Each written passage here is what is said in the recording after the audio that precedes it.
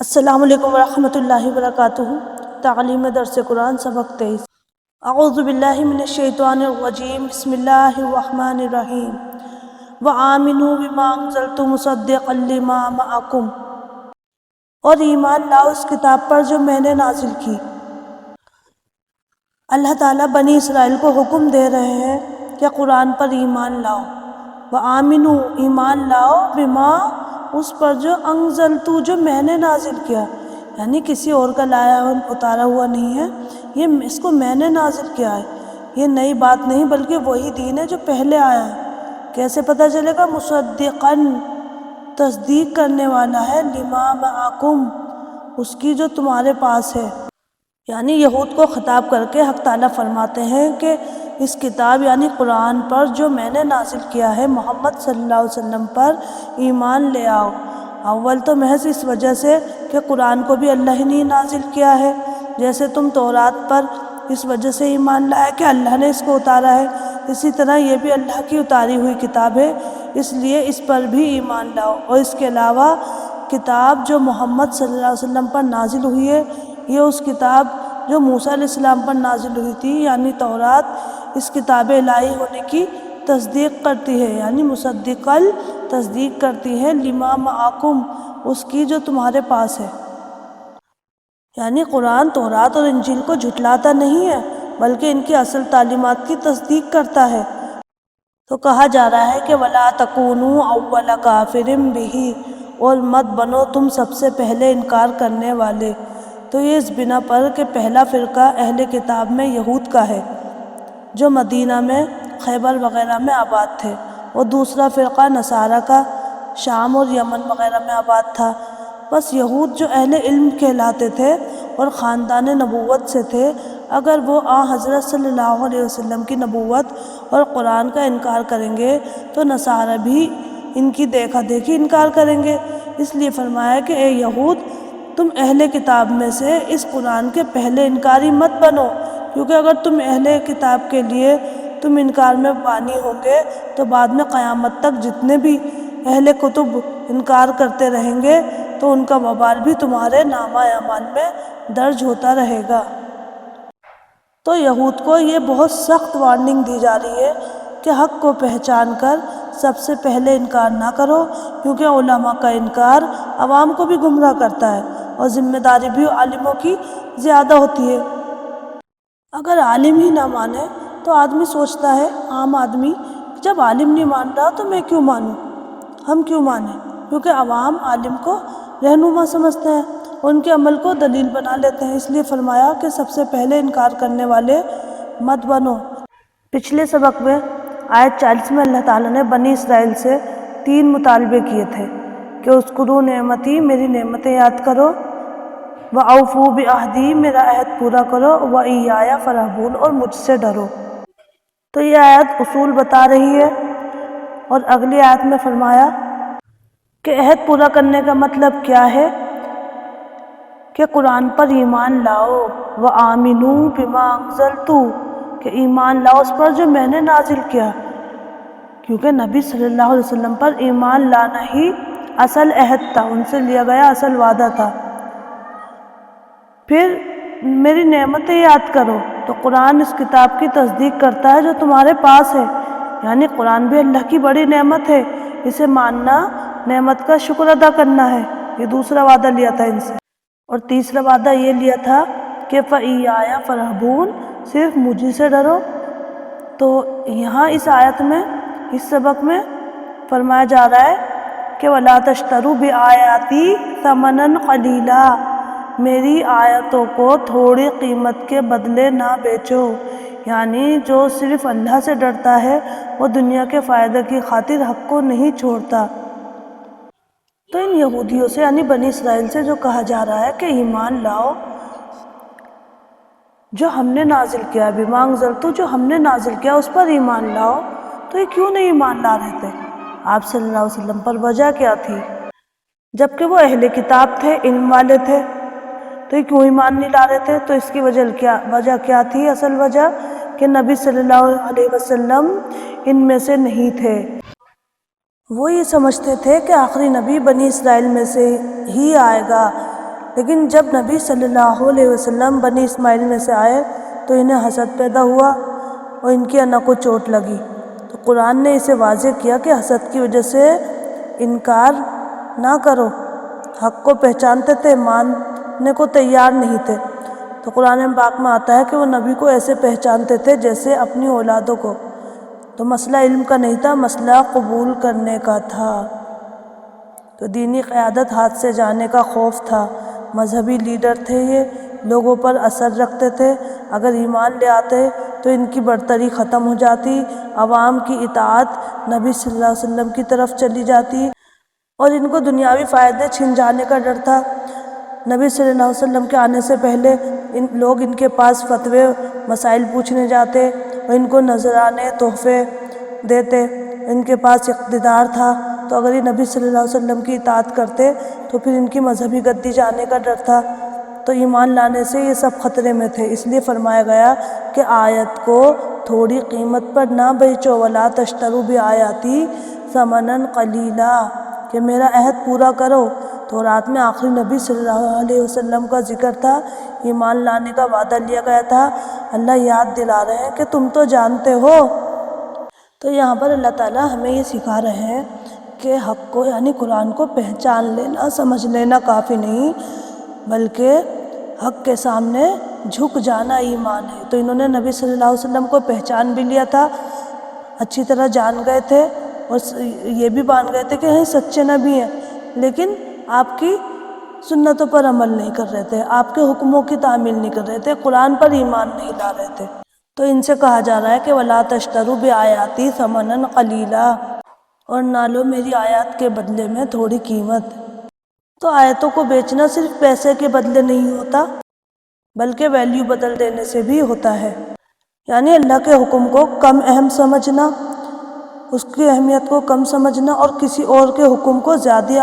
زیادہ اہم بنا لینا۔ جب ایک طرف اللہ کا حکم ہو اور دوسری طرف ہماری خواہشات ہوں، رسمیں ہوں، یا ہمارا معاشرہ ہو، یا کوئی فائدہ ہو، یا کسی انسان کا حکم ہو، اور ہم اللہ کے حکم کو پیچھے کر دیں، تو یہ آیات کو بیچنا ہے۔ 1 روپیہ نہ لیا ہو، کوئی کھلا سودا نہ کیا، لیکن اللہ کے حکم کو کم ویلیو دی اور لوگوں کے یا اپنی رسم کو یا خواہشوں کو یا اپنے فائدے کو زیادہ سمجھا، تو یہ آیت کو بیچنا ہے۔ جیسے قرآن میں آتا ہے کہ سود حرام ہے، لیکن لوگ لے رہے ہیں، دے رہے ہیں، تو پھر یہ کیا ہے؟ اللہ پر ترجیح دی ہے، اور یہی آیت کا بیچنا ہے۔ اسی طرح عورتوں کے لیے پردے کا حکم ہے، لیکن آج کل کہتے ہیں کہ فیشن ہے، تو ہم نے فیشن کو قرآن پر ویلیو دے رکھی ہے، پردہ نہیں کرتے۔ اسے اللہ تعالیٰ فرماتے ہیں کہ سچ بولو، لیکن لوگ کہتے ہیں اگر سچ بولیں گے تو نقصان ہوگا، تو ہم نے فائدے کو اللہ کے حکم سے بڑا مان لیا۔ تو یہاں یہ آیت ہمیں بتاتی ہے کہ اللہ کے حکم کو کبھی بھی کمپیریزن میں مت لاؤ، کیونکہ اللہ کا حکم ایبسلیوٹ ہے، باقی سب ٹیمپرری ہیں۔ جب ہم کمپیئر کرتے ہیں اللہ اور دنیا، تو یہی آیت کی بے قدری ہے۔ یعنی آیت کو بیچنا یہ نہیں کہ قرآن ہاتھ سے نکال دو، بلکہ یہ ہے کہ زندگی سے نکال دیا۔ جب قرآن ہماری ترجیح نہ رہے، ویلیو نہ رہے، تو وہیں سے پھر بیچنا شروع ہو جاتا ہے کہ ہم آیت کو بیچ رہے ہیں۔ تو ہمیں سوچنا چاہیے کہ زندگی میں کوئی بھی فیصلہ کرتے وقت ہم خود سے پوچھیں کہ اگر آج نبی صلی اللہ علیہ وسلم ہوتے تو میں کیا کرتی، میں کس حکم کو زیادہ ویلیو دیتی، اور یہی تقویٰ ہے اور یہی ایمان کی حفاظت ہے۔ آگے اللہ تعالیٰ فرماتے ہیں وَإِيَّايَ فَاتَّقُونِ، اور مجھی سے ڈرو، تقویٰ اختیار کرو، تاکہ کسی اور کا ڈر تمہیں حق سے نہ ہٹا دے۔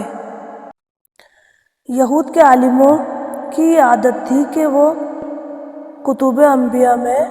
یعنی اپنی کتابوں میں کبھی جان بوجھ کر کسی عقیدہ اور غرض کے ثابت کرنے کے لیے کچھ گھٹا بڑھا دیتے تھے، یعنی اپنی مرضی سے کتاب میں تبدیلی کر دیتے تھے۔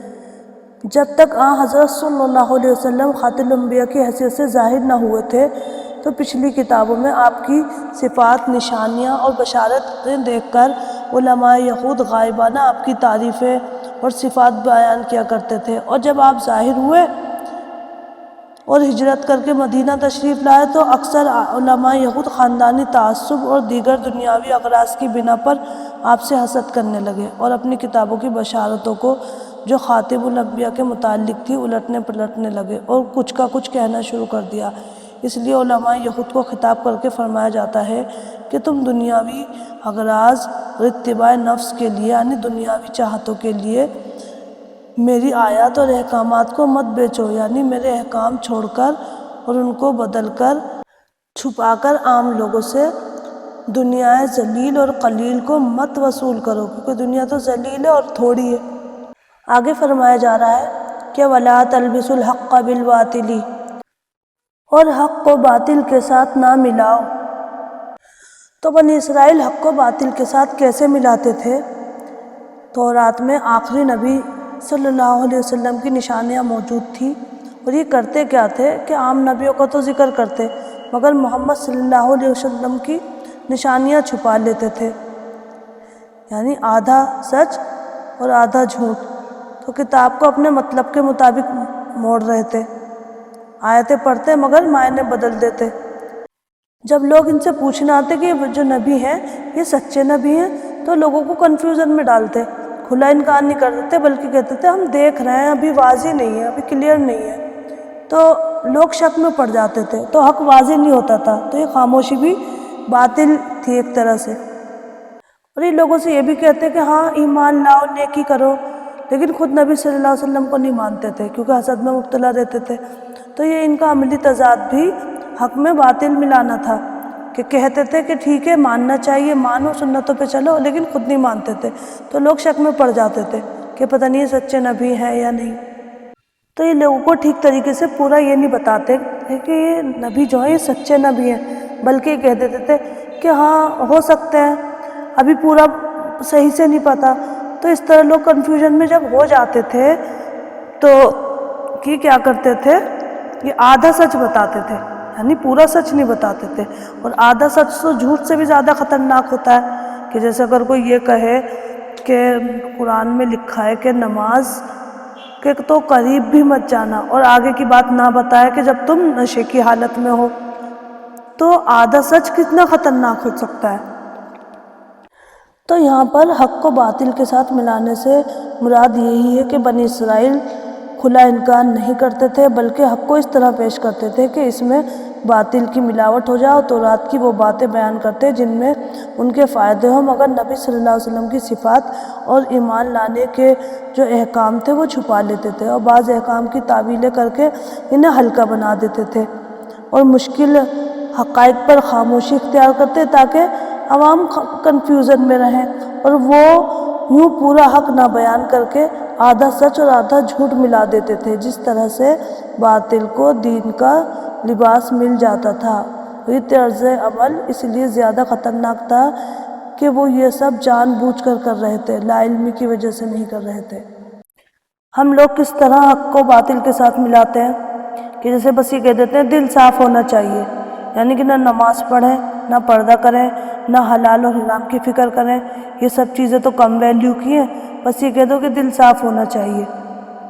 تو یہ حق کو باطل کے ساتھ ملانا ہے۔ اسی طرح ہم دین میں اپنا کلچر کس طرح مکس کرتے ہیں کہ جیسے شادی میں بہت زیادہ ایکسٹرا خرچہ کرنے کو کہہ دیتے ہیں، یہ تو رسمیں کرنی پڑتی ہے۔ اسی طرح غیبت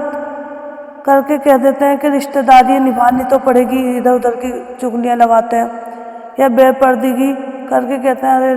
آج کل تو سبھی کرتے ہیں، زمانہ ہی ایسا ہے، تو یہ کیا ہے کہ کلچر کو دین میں ملانا ہے۔ اسی طرح ہم عبادت تو کر لیتے ہیں، نماز پڑھ لیتے ہیں، روزہ رکھ لیتے ہیں، قرآن پڑھتے ہیں، عبادت پوری کرتے ہیں، لیکن معاملات چھوڑ دیتے ہیں۔ تو اللہ کے حکم کے مقابلے میں کسی اور چیز کو ویلیو دے دینا، یہی حق میں باطل کی ملاوٹ ہے۔ تو جب ہم قرآن کو زندگی کے بجائے صرف مذہبی کتابیں بنا دیں، وہیں سے ملاوٹ شروع ہو جاتی ہے۔ آگے اللہ تعالیٰ فرماتے ہیں وَتَقْتُمُ الْحَقَّ وَأَنْتُمْ تَعْلَمُونَ، اور حق کو جان بوجھ کر نہ چھپاؤ حالانکہ تم اس کا علم رکھتے ہو۔ تقتمو کا روٹ ورڈ ہے کاف تا میم، کتما۔ کتما کہتے ہیں جان بوجھ کر چھپانا، یعنی اس کا معنی ہے حق معلوم ہو مگر زبان بند رکھنا یا آدھی بات کہنا، تو یہ لا علمی سے نہیں ہوتا، یعنی جان بوجھ کر ہوتا ہے، جان بوجھ کر خاموشی اختیار کرنا۔ الحق کا، حق کو نہ چھپاؤ، اور حق سے مراد یہاں کیا ہے؟ اللہ تعالیٰ کا واضح حکم یعنی قرآن اور نبی صلی اللہ علیہ وسلم کی سچائی اور دین کی وہ بات جو بدلی نہیں جا سکتی۔ اور آگے فرمایا جا رہا ہے وَأَنْتُمْ تَعْلَمُونَ، حالانکہ تم جانتے ہو، یعنی یہ جملہ آیت کا سب سے بھاری حصہ ہے، تمہیں پتہ ہے، تم پہچانتے ہو، تم کنفیوژن میں نہیں ہو، اس لیے کوئی بہانہ قبول نہیں ہوگا، لا علمی کا عذر ختم۔ تو ہم اپنا جائزہ لیں کہ ہم کس طرح حق کو چھپاتے ہیں، یعنی حق کیا ہے؟ قرآن، اللہ کا حکم۔ اللہ کا حکم کو دیکھ کر ہم کہاں کہاں خاموش رہتے ہیں، یعنی غیبت ہوتی ہے لیکن پھر بھی ہم خاموش ہیں، جبکہ قرآن میں کیا ہے کہ غیبت حرام ہے، مردہ بھائی کا گوشت کھانے سے تشبیہ دی گئی ہے، لیکن ہم محفل میں بیٹھے رہتے ہیں، ہلکا سا مسکرا دیتے ہیں، بات بدلنے کی کوشش بھی نہیں کرتے، تو یہ خاموشی کیا ہے کہ وَتَكْتُمُ الْحَقَّ، کہ تم حق کو چھپاتے ہو۔ اسی طرح لوگ آپس میں سود لیتے ہیں، دیتے ہیں، لیکن کیا ہے؟ سود کیا ہے؟ حرام ہے، ہم جانتے ہیں، لیکن کہتے کیا ہیں؟ کچھ بھی نہیں کہتے، خاموش رہ کر رہ جاتے ہیں، تو حرام کے جاری رہنے کو قبول کر لیتے ہیں، بولتے ہی نہیں۔ نماز چھوٹتی ہے دیکھ کر کچھ بھی نہیں کہتے۔ قرآن میں اللہ تعالیٰ فرماتے ہیں کہ نماز قائم کرو، اور ہم بچوں، شوہر یا بیوی کو نماز چھوڑتے دیکھتے ہیں، لیکن نہ ٹوکتے، نہ کہتے، کچھ بھی نہیں کہتے، تو یہ خوف ہمیں اللہ کے حکم سے پیچھے لے جاتا ہے۔ اسی طرح لوگ ایک دوسرے پر ظلم کر رہے ہوتے ہیں، کسی کا مال کوئی کھا رہا ہے، کوئی یتیم کے حق میں کمی کر رہا ہے، یا ساس بہو پر ظلم کر رہی ہے، بہو ساس پر ظلم کر رہی ہے، لیکن خاموش،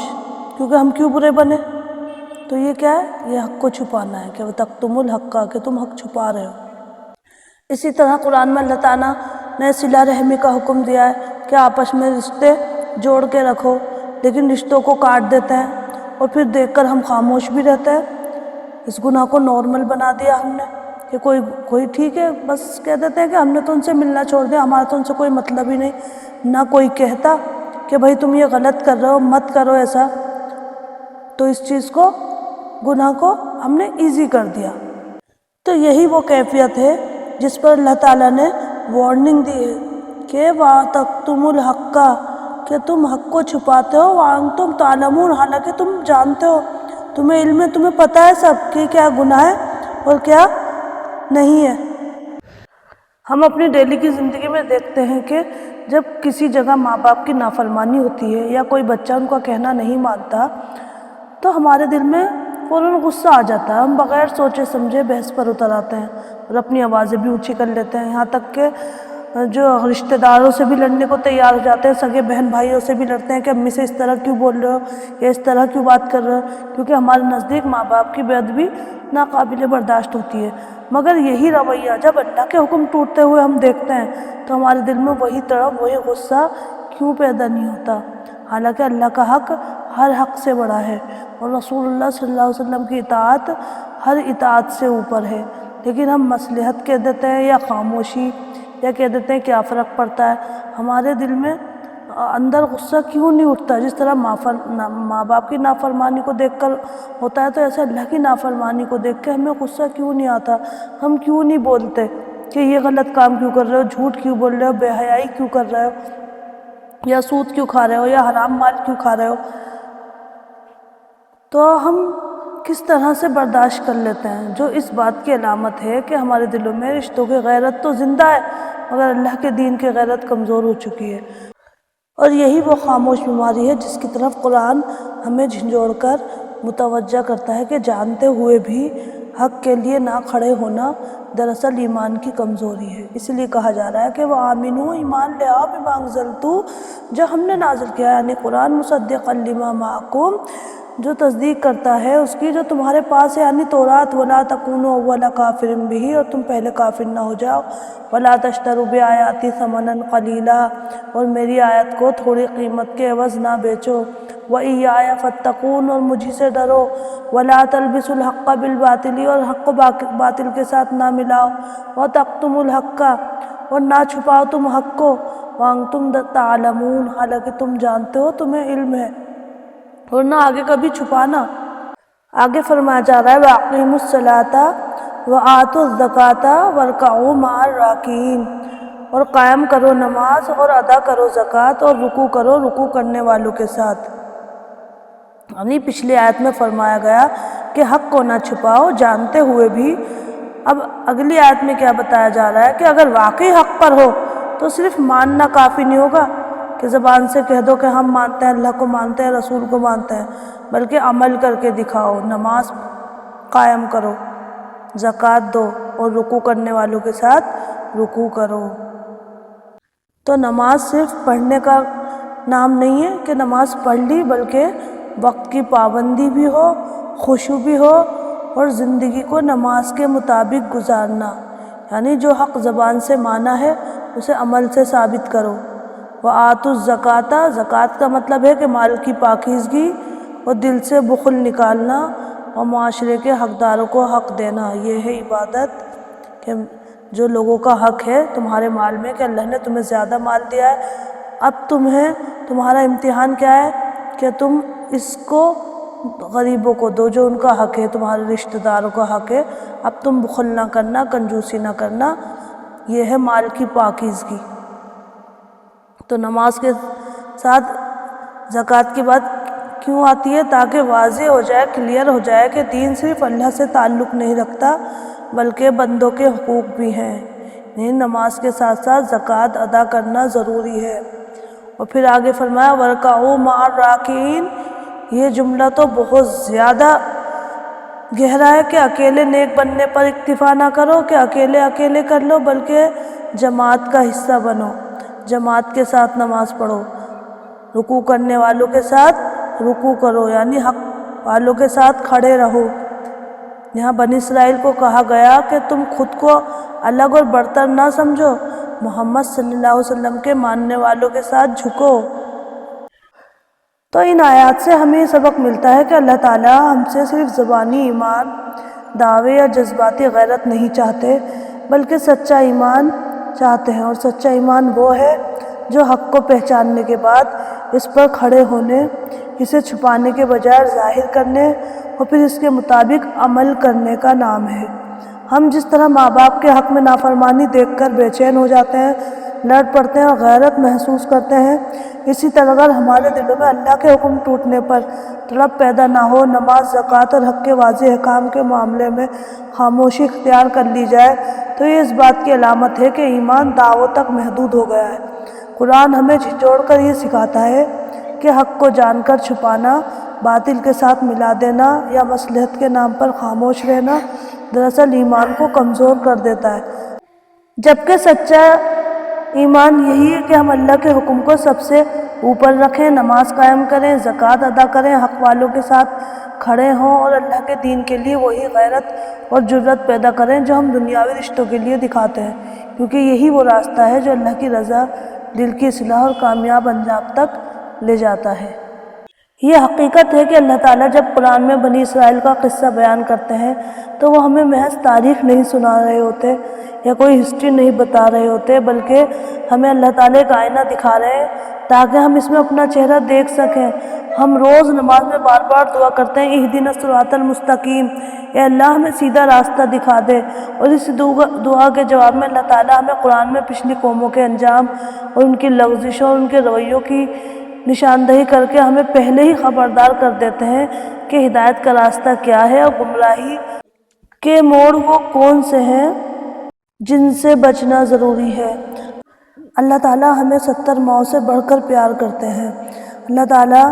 اگر ہمیں نہیں چاہتے تو یہ مثالیں دے کر ہم کو نہ جھنجھوڑتے، نہ ہی اتنی ڈیٹیل سے حق اور باطل کو سمجھاتے کہ حق میں کمی کرنے اور خاموشی کے کیا نقصان ہیں، یہ نہ ہمیں پتہ چلتا۔ تو بنی اسرائیل کو مخاطب کر کے دراصل اللہ ہم مسلمانوں سے محبت بھرے انداز میں یہ فرما رہے ہیں کہ تم وہی غلطیاں نہ دہرانا، حق کو جان کر نہ چھپانا، دین کو دنیا کے بدلے کم قیمت نہ دینا، اللہ کے حکم ٹوٹتے دیکھ کر خاموش نہ رہنا، کہیں اللہ کی نافرمانی ہو رہی ہو تو روکنا اور ایمان کو صرف دعویٰ نہیں بلکہ نماز، زکوٰۃ اور جماعت کے ساتھ عمل میں ڈھالنا، یہ جھنجھوڑنا دراصل ڈانٹ نہیں ہے بلکہ اللہ کی محبت اور شفقت ہے، کیونکہ جسے اللہ نظر انداز کر دیتا ہے اسے نہ سمجھاتا ہے، نہ خبردار کرتا ہے اور نہ ہی اس کی اصلاح کا سامان کرتا ہے۔ اس لیے قصہ ہمیں یہ احساس دلاتا ہے کہ قرآن میں جو یہ وارننگ دی جا رہی ہے کہ اللہ کی محبت ہے، مثال بھی ہے، اس کی رحمت بھی ہے، اور ہماری ہر نماز میں مانگی گئی ہدایت کی دعا کا عملی جواب بھی ہے کہ جو ہم دعا مانگتے ہیں اہدنا الصراط المستقیم۔ تو ہم سب کو اللہ کا شکر ادا کرنا ہے کہ اللہ تو نے ہمیں قرآن جیسی ہدایت عطا فرمائی اور ہمیں پچھلی قوموں کے واقعات سنا کر غفلت میں نہیں رکھا بلکہ شعور کے ساتھ جینے کا راستہ دکھایا۔ اے اللہ، ہم نے اپنی نمازوں میں تجھ سے ہدایت مانگی اور تو نے ہمیں قرآن کے ذریعے جواب عطا فرمایا، مگر یا رب کہیں ایسا نہ ہو کہ ہم حق کو جان کر بھی خاموش رہ جائیں یا تیرے حکم کو ٹوٹتا دیکھ کر بھی دل میں غیرت پیدا نہ ہو جو ہم دنیاوی رشتوں کے لیے محسوس کرتے ہیں۔ تو اے اللہ، ہمارے دلوں میں اپنی اور اپنے رسول صلی اللہ علیہ وسلم کی محبت بڑھا دے، ہمیں حق کو پہچاننے اور اس پر کھڑے ہونے اور اس پر عمل کرنے کی توفیق عطا فرما دے۔ تو اللہ تعالیٰ سے دعا ہے کہ اللہ تعالیٰ ہم کو اپنی کتاب قرآن کریم پر حقیقی اور سچا ایمان نصیب فرما اور اس کے احکام کا اتباع کامل نصیب فرما، اور ہمیں دین کے مقابلے میں دنیا کے طلبگار نہ بنا۔ یا اللہ، ہم کو اسلامی احکام کی ظاہراً اور باطناً پوری پابندی نصیب فرما اور خصوصاً نماز باجماعت کی توفیق کاملہ عطا فرما، آمین۔ وآخر دعوانا ان الحمد للہ رب العالمین۔ سبحانک اللہم وبحمدک، نشہد ان لا الہ الا انت، نستغفرک ونتوب الیک۔ السلام علیکم ورحمۃ اللہ وبرکاتہ۔